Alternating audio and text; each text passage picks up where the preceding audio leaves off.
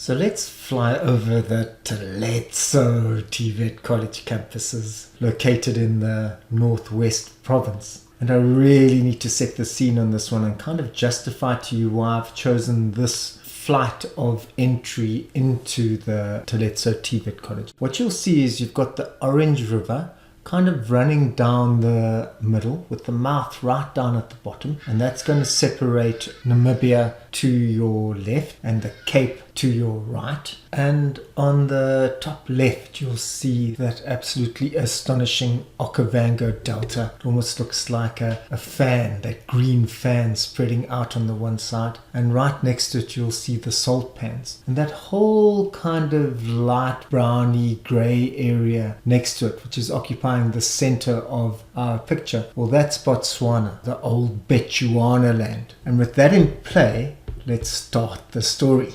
Now, the border between Botswana and South Africa is not the Orange River or further up the Vaal River. It's actually the Molopo River. You can see right at the bottom where it joins the Orange River near Grabie's. It's a very dry river in this section. The last time it hit the Orange River with water running was around 100 years ago. And what happened was the old Bechuana land got split between the northern section of Bechuana land, which became Botswana, and the southern section, which we're flying over now, which became a part of South Africa. It's also part of Botswana. What you can see below is all those cattle ranches, huge amounts of cattle farms in the area.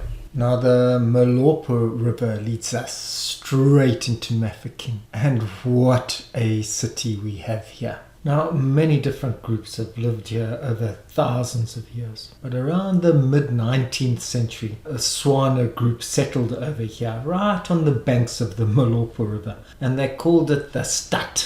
And basically what happened was around about 1895, the British asked to lease some land in the area, which they did, and they started to build what they knew as Mafeking right next door. And then after 1913 and the Lands Act took this whole area over for themselves and turned the Tswana people over here into squatters. This then became the capital of Bechuanaland. But when Botswana got its independence, Mafeking lost its capital status. But it then regained it when it became the capital of Bophuthatswana. And they were determined to make Mafeking the great capital based on Swana principles. So the idea was to make a Swana city which had all sorts of traditional circular kraal patterns and a lot of kind of like this homeland architecture, traditional neoconservative stuff was built in the hope that they could show just how different they were to the colonial city of Mafeking just up the road.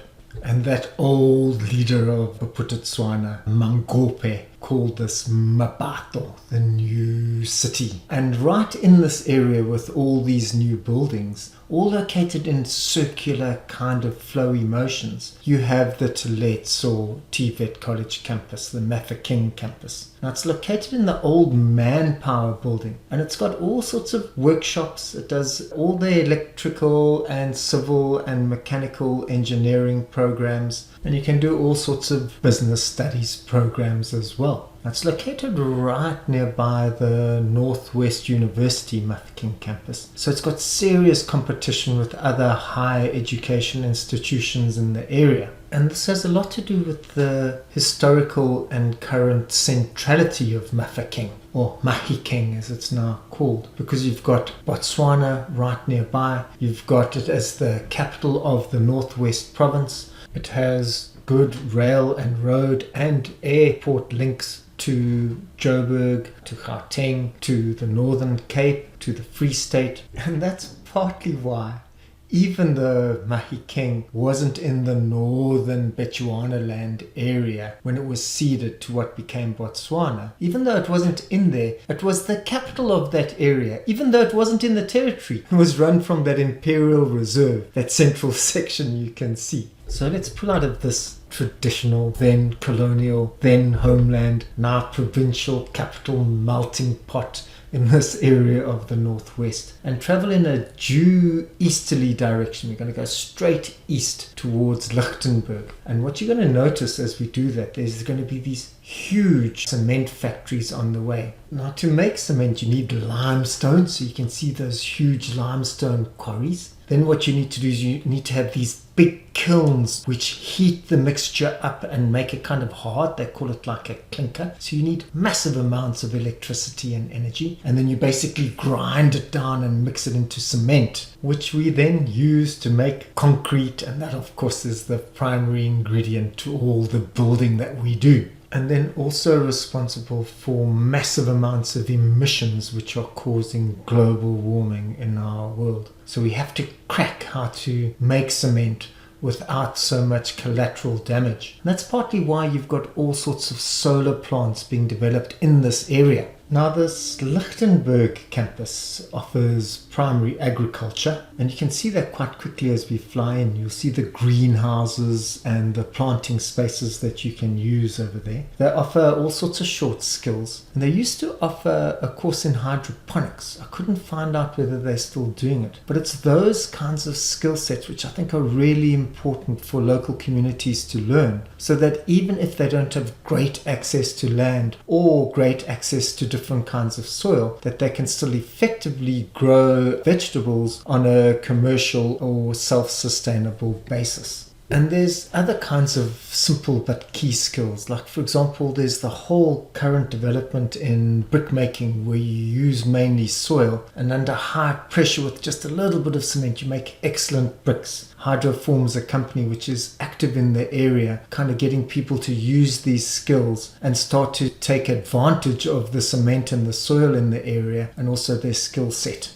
So now let's pull out of Lichtenberg and kind of orient ourselves a little bit, because we've been flying around and circulating around quite a lot. And the way I want to do it is I want to pull back basically over Botswana. So what you should be able to do from here is you should be able to start to see Joburg and Pretoria and Rustenburg and the big mining areas stretching out ahead of you. There you can see the Magaliesberg. And what we're doing is we're doing a circular position around very near to Gaborone, which of course is very close to South Africa actually. And we're going to fly into the Lehurucha campus. Now, it's a deeply rural campus, basically the only higher education institution for around about 80 kilometers around. And because a lot of the mining reefs didn't reach this far, the water around here is still pristine. So the Marika River, which actually flows all the way through eventually and joins the Limpopo River, which again becomes our northern boundary to South Africa,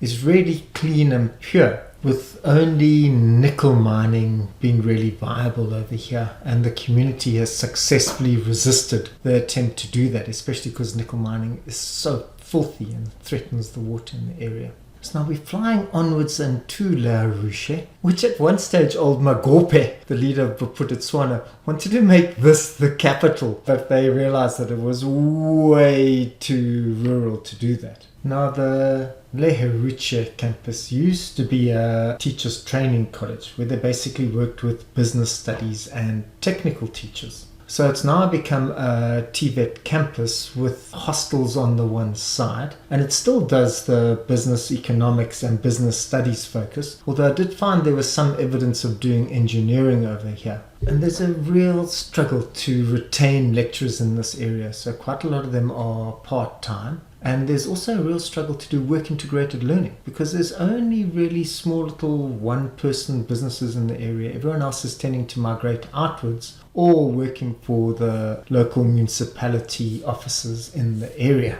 And that gives us the 3 taletso tvet college campuses. So let's pull out and get a sight of how they all work together. So we're going to basically pull back past Botswana and we're going to pull out north. So we're going to be basically looking in a southerly direction, and you can see the Lichtenberg campus and the Mafeking campus ahead of you, stretching all the way down. You'd go all the way down to Cape Town ahead of you. And I just want to take you around the other northwest college campuses just so that you're going to get a sense of how the northwest works as a whole. So you've got the Orbit TVET colleges, which exist in that platinum belt right at the bottom, where the Pilansberg Circle is, that old volcano, and the Magaliesberg Mountains and the platinum belt, and then running all the way down the southern western side are the Vuselele college campuses, going from Potch all the way then down to Klerksdorp and then to Tom, which is where we have evidence of our first human ancestors coming from.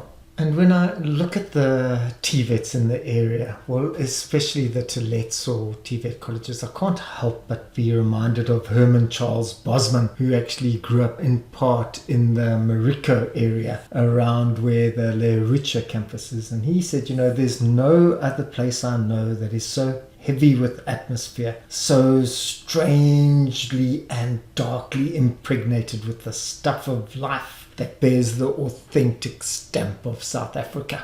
Except when he thinks the Groot Mariko, I think the taletso TVET colleges, and I especially think of that strange combination of Mahikeng combined with Lichtenberg and Lerucha.